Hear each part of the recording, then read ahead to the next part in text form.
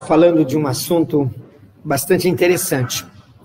E ao mesmo tempo que eu estou ministrando aqui, eu estou transmitindo também a ministração de hoje nas redes sociais. Portanto, eu quero cumprimentar você, meu irmão, que está aí em casa, que está nos assistindo nas redes sociais.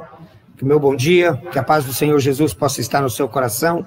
Para você também, meu irmão, que está aqui na igreja, que a paz do nosso Deus possa encher os nossos corações de graça e alegria nessa manhã. Amém? O título da nossa ministração de hoje é a justificação pela fé. Eu quero falar sobre esse assunto, a justificação pela fé. E eu escolhi como texto áureo aqui a carta do apóstolo São Paulo aos Romanos, capítulo 3, versículo 21 até o versículo de número 31. Por isso eu convido você a ficar em pé e abra aí a sua Bíblia para nós meditarmos um pouquinho sobre justificação pela fé em Cristo Jesus. Todos já abriram? Olha, Novo Testamento é Mateus, Marcos, Lucas, João, Atos dos Apóstolos, depois é Romanos. Amém? Já abriram? Então vamos ler aqui, capítulo de número 3, a partir do verso 31 até o verso de número, a partir do verso 21 até o verso de número 31, que diz assim, olha: mas agora, sem lei, se manifestou a justiça de Deus, testemunhada pela lei e pelos profetas.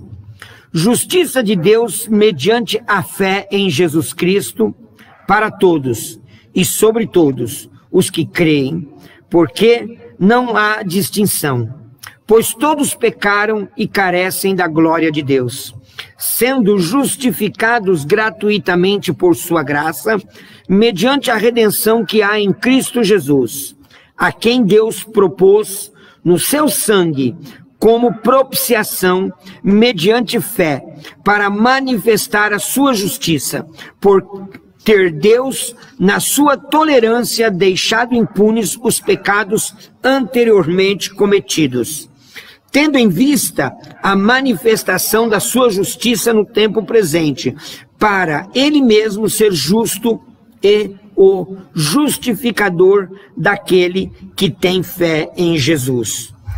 Onde, pois, a jactância foi de toda excluída? Por que lei? Das obras? Não, pelo contrário, pela lei da fé.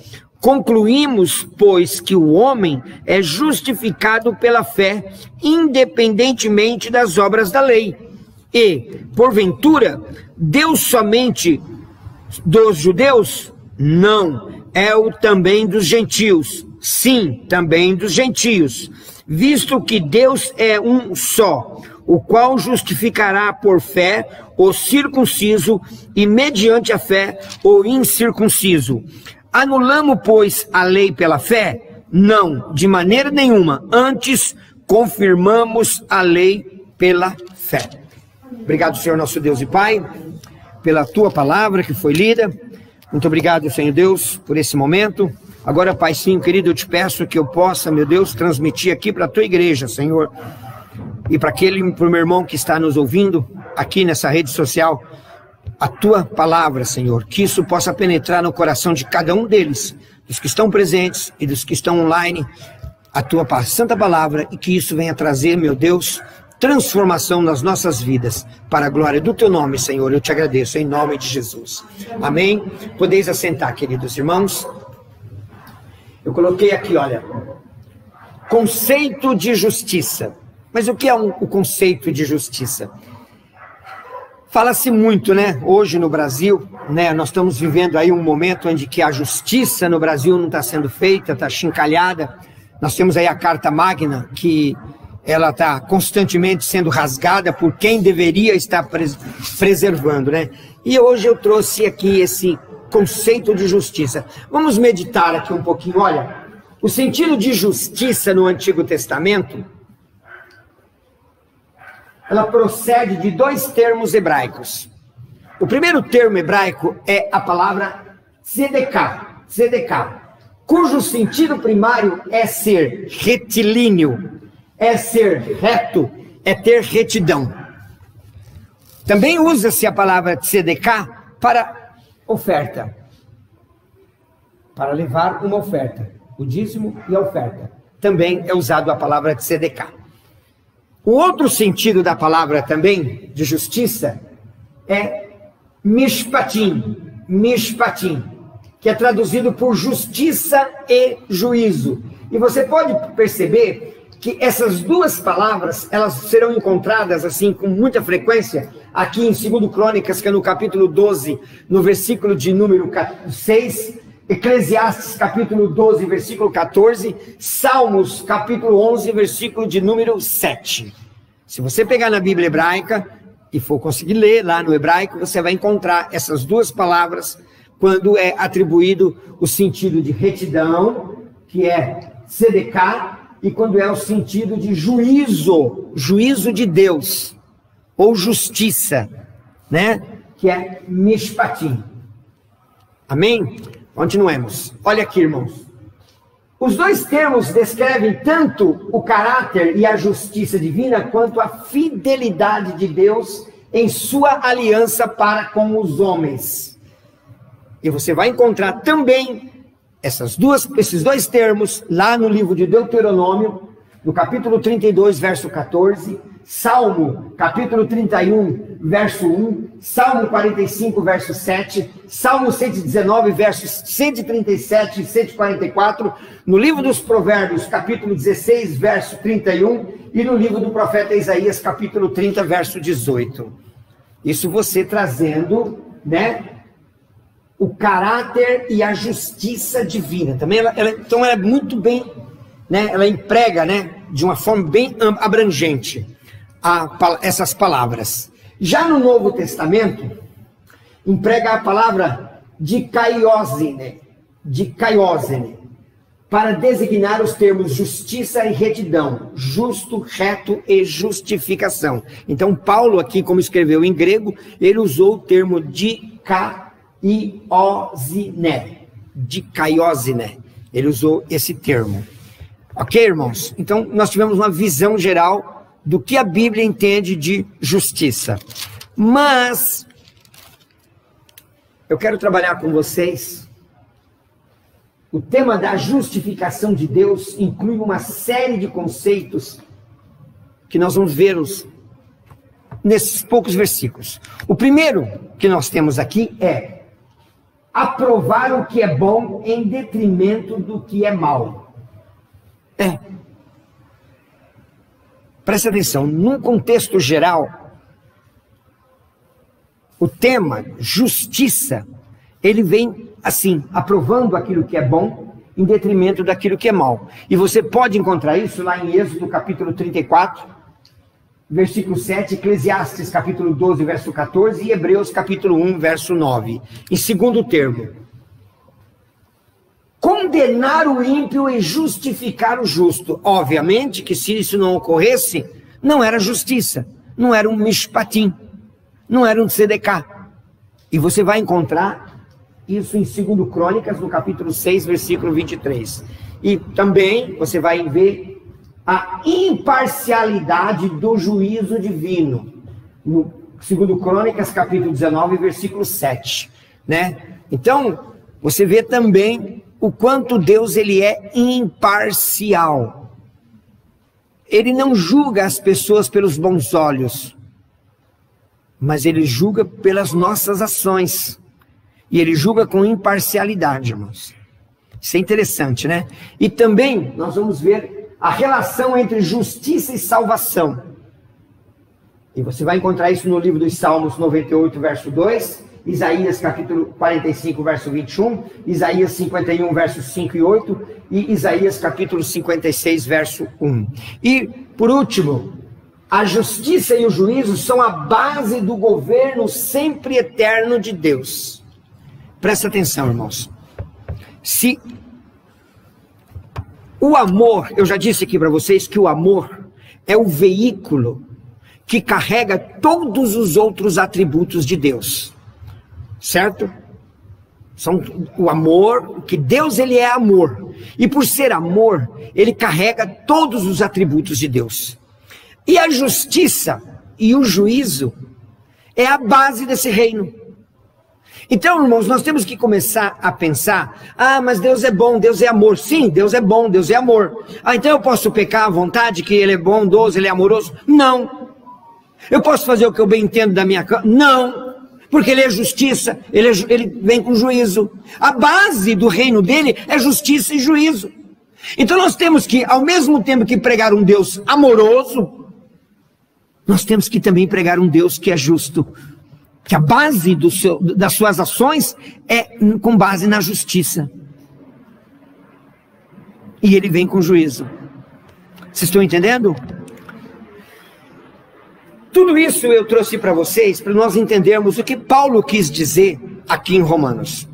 Eu fui buscar lá no Antigo Testamento, porque eu tenho quase certeza que quando Paulo, para escrever isso aqui, ele foi buscar, talvez, os mesmos textos que eu fui buscar com você, para poder trazer isso para vocês. Longe de mim de querer me comparar igual Paulo, mas eu acredito sim, porque se nós começarmos a ver a justificação em Romanos, nós vamos encontrar aqui, no verso 21 e no verso 31, a justiça manifestada no Antigo Testamento, ela é independente da lei. Presta atenção, não havia necessidade da lei para Deus trazer a justiça. Então vamos lá, vamos raciocinar. O que aconteceu com Sodoma e Gomorra? Não foi uma justiça de Deus? Não foi um mishpatim? Deus não trouxe juízo sobre Sodoma e Gomorra? Havia lei naquela época? Não havia. Havia o Torá. A Torá ela é sempre eterna, mas não tinha lei. Não tinha lei. Portanto, irmãos, eu concluo que no verso 21 e no verso 31 de Romanos, que diz assim, olha: mas agora, sem lei, se manifestou a justiça de Deus, testemunhada pela lei e pelos profetas. E lá no verso 31 ele diz assim: anulamos, pois, a lei pela fé? Não, de maneira nenhuma, antes confirmamos a lei. Então, querido irmão, a fé, ela não anula a lei de Deus, mas a fé, ela confirma a lei de Deus. E a lei de Deus, ela é independente, ou melhor, a justiça de Deus, ela é independente da lei. Eu não preciso da lei para que Deus haja com justiça, porque o reino dele, como eu já disse, é a base da justiça. A justiça é a base do reino de Deus. A justiça e o juízo. E aqui mais um, já que o nosso sermão hoje é um sermão textual que eu estou trazendo para vocês aqui. Né? A justiça de Deus se realiza mediante a fé em Cristo, a favor de todos os que creem. E você vai ver isso no verso 22, 29 e no verso 30. Olha só. Presta atenção, quando nós falamos assim, Deus vai agir com justiça, então não é que ele vai castigar, irmãos. Nós temos que começar a pensar que Deus, ele não castiga ninguém, né? Aconteceu aí, o pessoal lá, os judeus estavam celebrando lá o Lag Baomer, né? É uma festa que eles celebram, Lag Baomer. Israel acabou de abrir saiu do lockdown, não se precisa usar mais máscaras em lugares que, então já pode ter algumas pequenas aglomerações, e eles resolveram fazer uma festa num vilarejo lá em Israel, e caiu lá um palco e matou mais de 45 pessoas, ou mataram 45 pessoas, morreram, e vários ficaram feridos. E eu vi muita gente falando, é castigo de Deus, e não sei o que, bababá, quem mandou, não sei o que. Não, Deus não castiga ninguém. Tá, esse Lag Baomer aí, é uma fé, é um período, que chama-se Contagem do Homer. É um período que conta-se da festa do Pesach até a festa do Shavuot, né? Então são 50 dias, é uma festa de 50 dias. Não que o pessoal deixa de trabalhar, não, ninguém deixa de trabalhar, mas se alegra, né, durante esse período. E estava tendo lá um evento na celebração disso, e estava muitos rabinos ortodoxos naquele lugar. E o pessoal começou a dizer, não, isso é castigo de Deus, e que não sei o quê, blá, blá, blá, blá, blá. Não, irmãos, não é castigo, porque Deus não castiga ninguém, Ele é justiça. Ele faz justiça, porque o reino dele, a base do reino dele é justiça. Agora, se você é justo e é reto, Deus age com justiça com você. Agora, se você é injusto, é ímpio, Deus vai agir com justiça com você.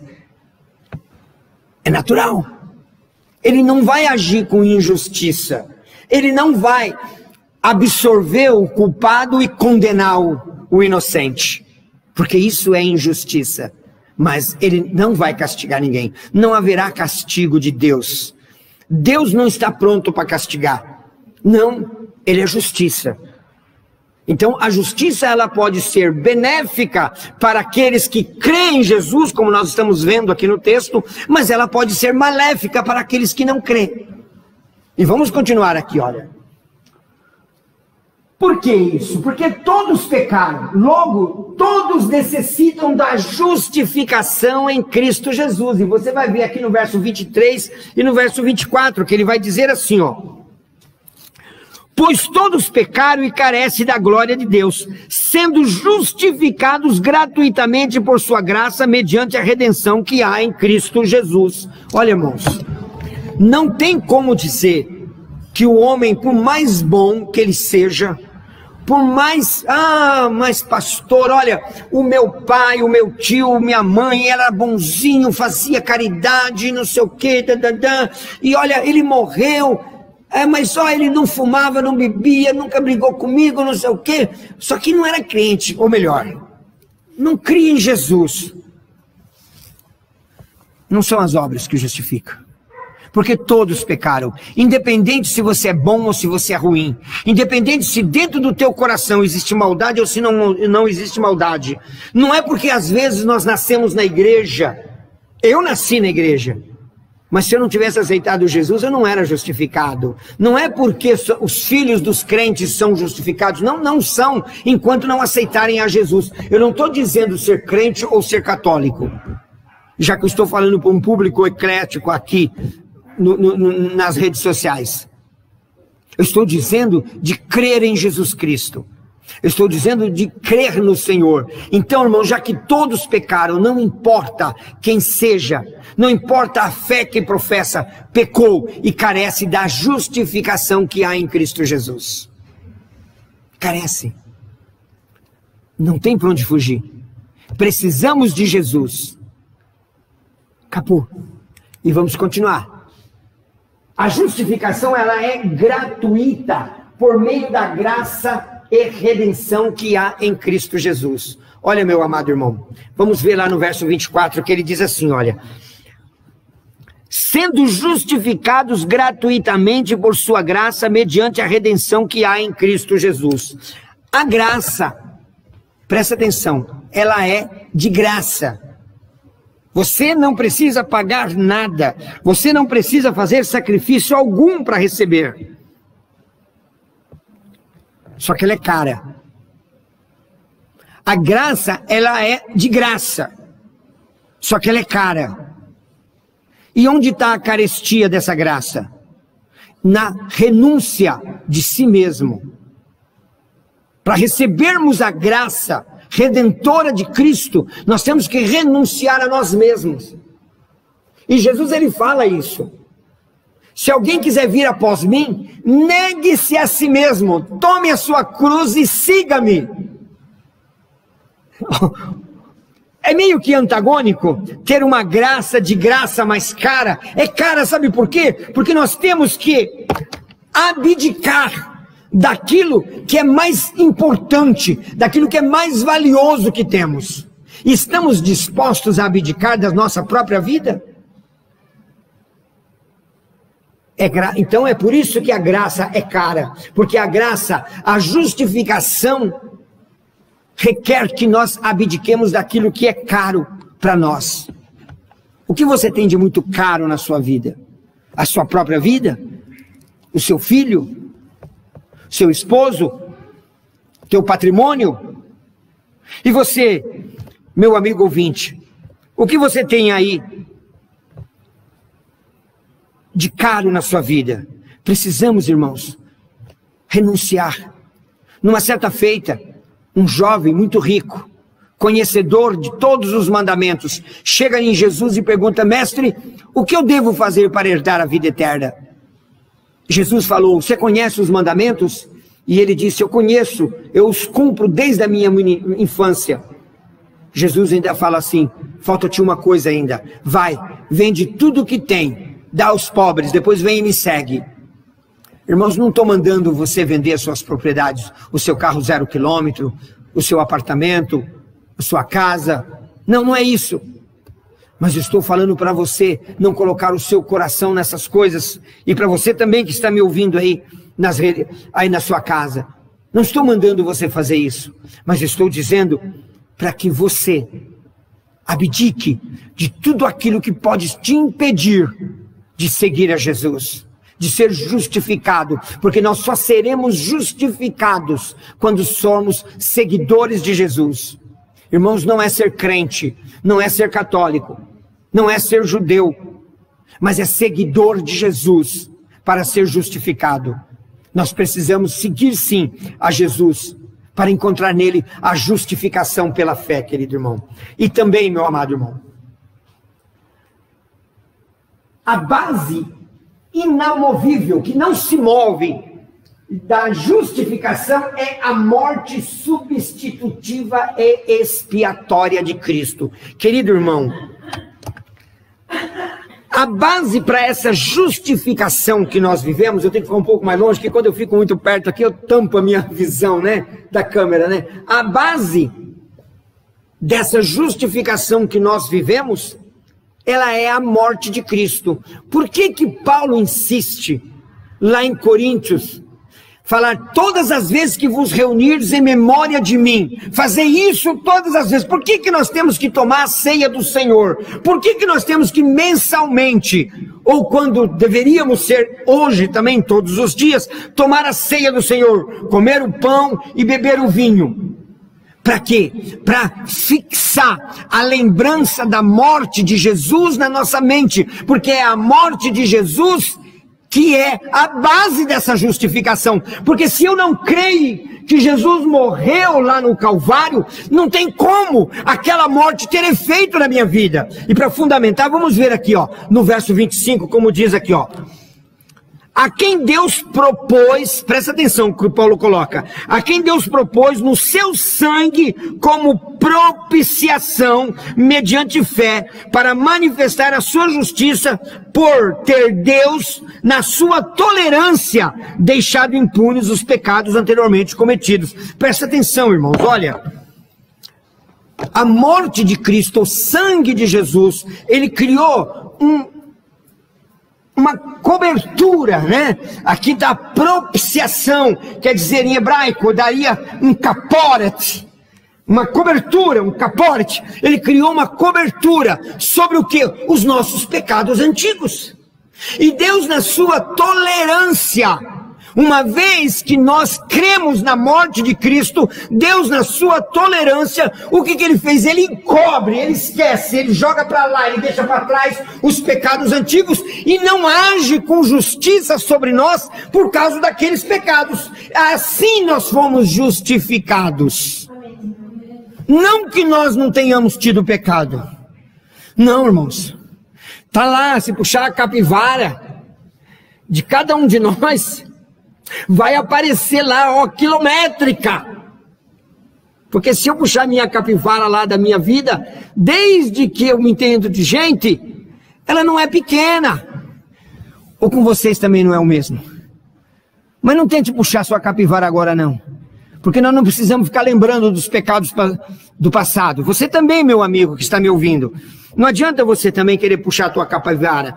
Pense o seguinte, meu amado irmão, você que está aí me ouvindo pela rede social e você, meu irmão que está aqui na igreja, pense no seguinte: uma vez que eu criei na morte de Cristo, uma vez que eu criei na redenção que Jesus trouxe, nessa justificação, agora eu sou justificado.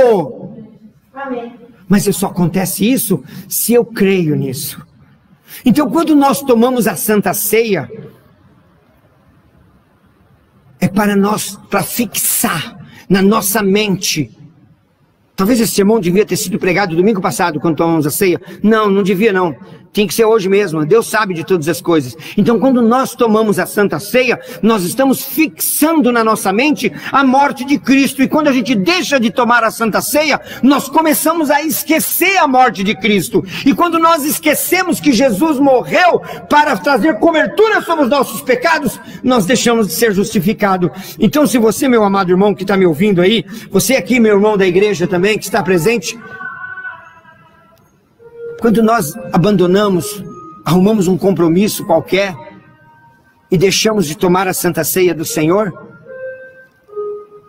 nós estamos correndo um grave risco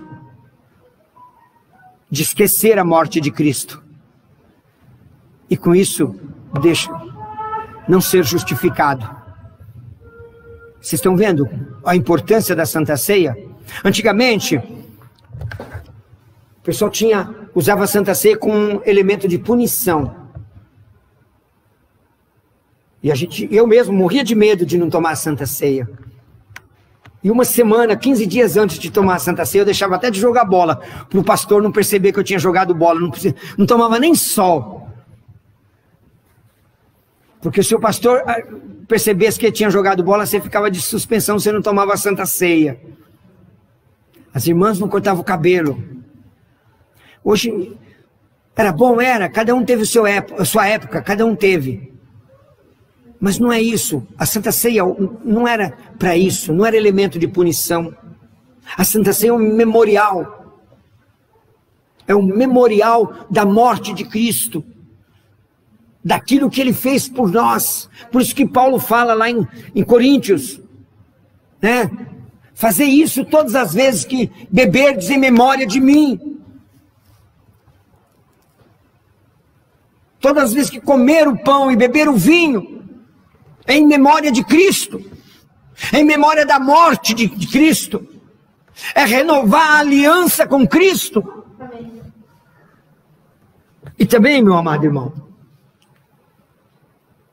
a morte vicária de Cristo satisfez a justiça de Deus. No próprio verso 25, que nós estamos meditando nele. Olha aqui, irmãos. No antigo pacto, na antiga aliança, havia necessidade de uma morte, porque o pecado só é coberto após o derramamento de sangue. Sem derramamento de sangue não há remissão de pecados. Mas todas as vezes que uma pessoa pecasse, ele tinha que pegar um bendito de um cordeirinho e levar lá e sacrificar aquele cordeiro para trazer expiação pelos seus pecados.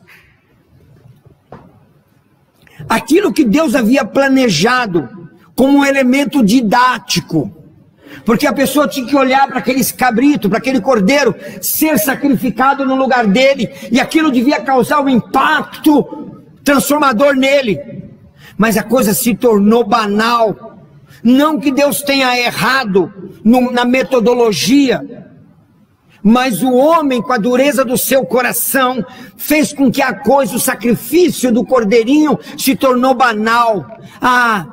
Eu vou pecar mesmo, depois eu levo um cabrito gordo lá no altar, o sacerdote vai sacrificar e vai ficar tudo kids. Aquilo que era para elemento de reflexão, virou amuleto, irmãos. Aí vem Jesus, com a sua morte. E a sua morte tem que estar viva na nossa mente, para que nós possamos entender que é agora o sangue de Jesus, a morte vicária dele, a morte substitutiva. Essa palavra vicária, né? É o substitutiva. Quem deveria estar pendurado na cruz era eu e era você. Você também, meu amigo que está me ouvindo. Éramos nós que deveríamos estar pendurados lá na cruz, porque aqui no próprio texto diz que todos pecaram e destituídos estão da glória de Deus. Portanto, era para nós estarmos lá. Mas quando nós entendemos a morte de Cristo, e mesmo assim, essa morte ela tem que causar em nós algo impactante e transformador. Porque se não causar essa morte de Cristo lá na cruz do Calvário, não causar em nós algo impactante e transformador, seria como a mesma coisa do antigo pacto. Tudo bem, eu vou pecar, eu dobro o joelho, eu peço perdão. Jesus é amor, Deus é amor, mas é a justiça e o juízo, como eu disse, é a base do reino de Deus. É a base, irmãos. Deus é amor. Sim, mas Ele é justiça. Deus é justo ao justificar quem vive da fé em Jesus Cristo. No verso 26, olha aqui que Paulo coloca no verso 26, ó. Tendo em vista a manifestação da sua justiça no tempo presente, para ele mesmo ser justo e o justificador daquele que tem fé em Cristo Jesus. Então, meu amado irmão, nós só alcançamos a justiça de Deus, nós só alcançamos esse reino de justiça, quando nós cremos em Jesus. Querido irmão, eu preciso crer em Jesus. De uma maneira ou de outra, nós não podemos deixar nada abalar a nossa fé em Cristo Jesus. Mas, e eu fico perguntando, mas o que é crer em Jesus, irmãos? É muito fácil, né? Falar, eu creio em Jesus. Você também aí que está em casa, deve estar falando, mas como assim? Eu creio em Jesus. Mas quando nós cremos em Jesus, nós obedecemos os seus mandamentos. A prova que realmente nós cremos em Jesus é a obediência aos seus mandamentos. Porque eu posso até dizer, da boca para fora, eu creio em Jesus. Mas quando eu virar as costas, eu fazer tudo o contrário do que a palavra de Deus me diz. E aí eu não alcanço a justificação. Então a base para alcançar essa justificação é a fé em Cristo Jesus. E a fé em Cristo Jesus me impulsiona a obedecer a sua palavra. Quem guarda os meus mandamentos, como é que diz lá em João? Este é amado do meu Pai. Não é isso? Então, né? Quem guarda é aquele que me ama. Né? Aquele que me ama guarda os meus mandamentos. Então a única prova que eu tenho de que eu realmente tenho fé em Jesus, irmãos, é quando eu guardo os mandamentos de Jesus. E qual é o mandamento de Jesus? Amar o próximo.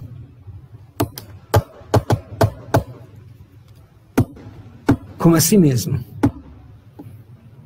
O resto é comentário. Irmãos, no Talmud diz que um belo dia estava o Rabino Shammai, e chegou um goi, um gentio, e perguntou para ele, o senhor pode me ensinar a Torá enquanto eu fico em um pé só? E o Shammai não soube explicar. Aí procurou o Rabino Hillel, e ele falou a mesma coisa, e o Hillel falou assim para ele, faça com os homens aquilo que você quer que faça com você. Então ame o próximo como você ama você mesmo. O resto é comentário. Querido irmão, o amor, toda a lei de Deus resume no amor. O resto é comentário. O resto é de menos importância. Como eu disse no começo do nosso sermão, que o amor é o veículo que carrega todos os outros atributos de Deus. O amor, sobre ele, carrega todos os outros atributos de Deus.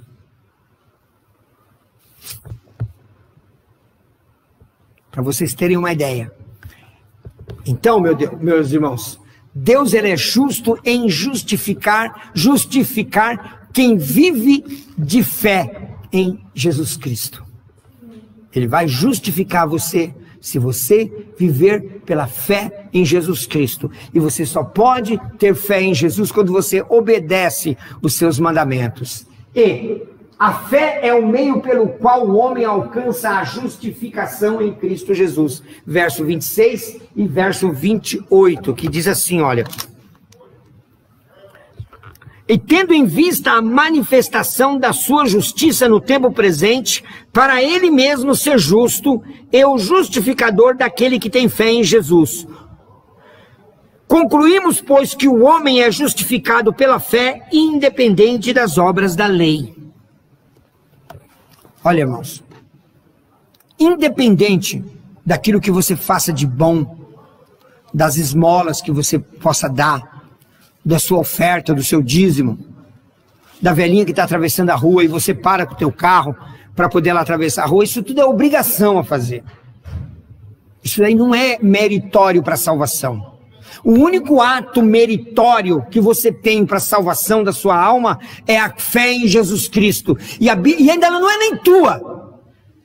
Ela nem tua é. Porque a Bíblia fala que a fé vem pelo ouvir e ouvir a palavra de Deus. Então não é nada que vem de você. Então se você acha que você tem muita fé, já cai por terra já a tua arrogância toda. Para você também que está aí em casa, viu, meu amigo ouvinte? Então se achamos que somos homens de fé, mulheres de fé, e vamos nos ufanar disso, lamento, nem a fé é nossa. Ela vem por meio de ouvir a palavra de Deus. E é por meio dela que nós somos justificados, não pelas obras de justiça, não pelas esmolas. A Igreja Comunhão Cristã, ela tem as suas obras sociais, mas isso não é para salvar ninguém. Isso não passa de mera obrigação nossa, porque foi um chamado de Deus e ai de nós se não fizermos.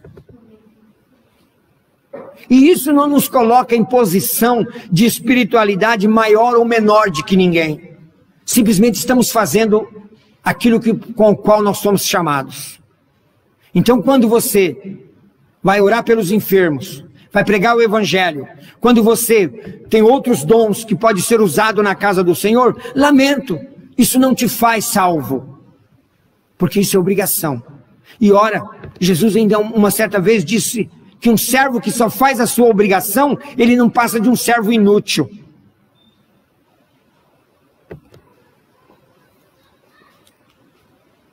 Por último, ninguém tem qualquer mérito para ser justificado à parte da fé em Cristo Jesus. Foi o que eu falei, né? Eu fui apressadinho demais e a minha fala agora era essa daí. Então, querido irmão, não é nada que não podemos fazer nada, não temos nada que possa fazer para ser salvo, para ser justificado. A única coisa que nós temos que fazer é crer em Jesus. E essa fé, ela vem pelo ouvir a palavra de Deus. Então não é nossa. Nem nós temos isso. Então nós não temos nada. É por isso que a graça, ela é de graça. Mas ela é cara, né? Ela é de graça, mas é cara. Que Deus possa nos abençoar. Opa, tem mais um aqui, olha. A fé não anula a lei, mas ela estabelece a lei. Presta atenção. Alguns irmãos aí, inclusive, alguns dos meus ouvintes, pode estar pensando, mas eu estou na graça, então não tem lei, Jesus aboliu a lei. Não. Aqui Paulo está dizendo, né? No verso de número 31, olha. Paulo coloca aqui, olha aqui, para você que está aí em casa, que acha que Jesus aboliu a lei, olha o que Paulo coloca aqui, Anulamos, pois, a lei pela fé? Não, De maneira nenhuma. Irmãos, ele colocou não de maneira nenhuma. Ele foi redundante em dizer não. Antes, nós confirmamos a lei de Deus. E agora, eu tenho que guardar o sábado?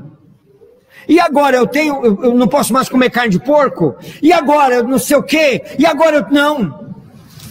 Não.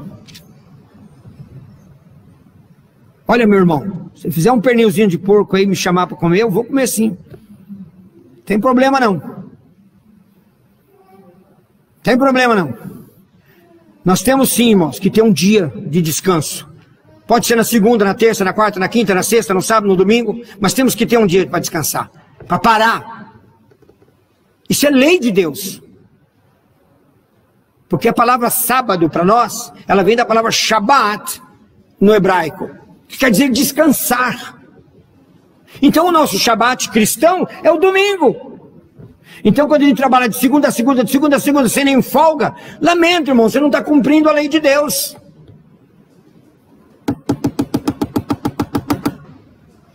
Não está cumprindo.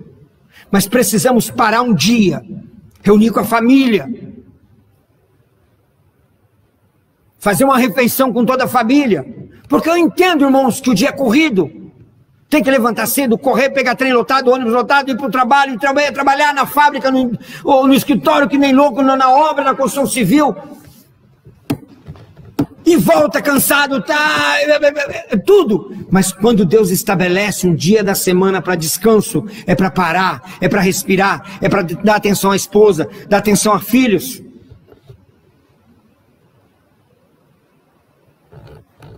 Agora não importa, não vamos ser também extremistas, que nem alguns irmãos aí, não quero nem dizer o nome da igreja aqui, para não ser, para não faltar com a ética, ou como os irmãos judeus, tem que ser no sábado. Não!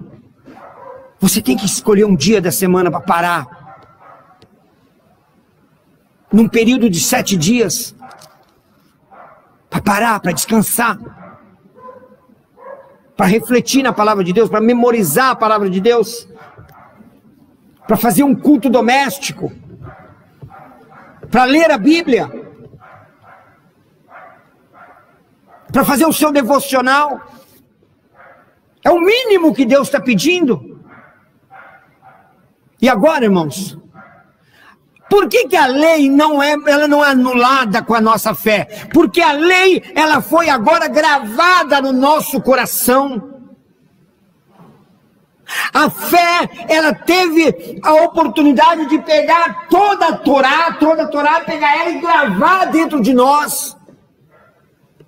E é por isso que eu falo para você, irmãos, e que Jesus confirmou isso também.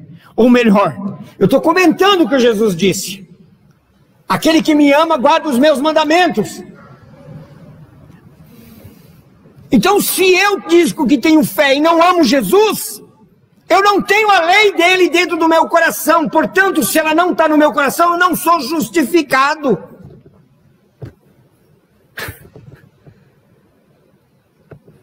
Vocês estão entendendo aí o contexto de não guardar a lei de Deus? Ela é guardada dentro do nosso coração. Então eu começo a não fazer as coisas que a lei me proíbe de fazer, não porque a lei está mandando, mas ela está dentro do meu coração, porque o Espírito Santo agora ele está me constrangendo a não fazer. Não por causa da lei, mas agora pela fé. Porque a fé trouxe a lei para dentro de mim. Era como o pecado, irmãos. O pecado antes do Adão pecar, ele existia, mas ele estava fora do Adão. Quando Adão pega do fruto proibido e come, ele interioriza o pecado dentro dele. E a lei estava fora do homem. E a morte de Cristo, a minha fé em Cristo Jesus, traz agora a lei para dentro de mim.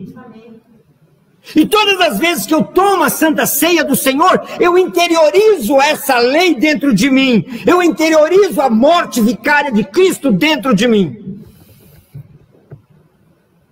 Vocês estão entendendo?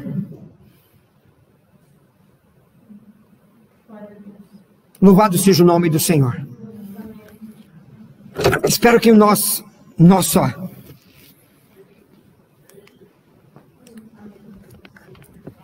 que a nossa conversa de hoje, você, meu irmão, que está aí na rede social, tenha entendido um pouco mais acerca da justificação. E você também, meu irmão, que está aqui na igreja, que Deus possa nos abençoar.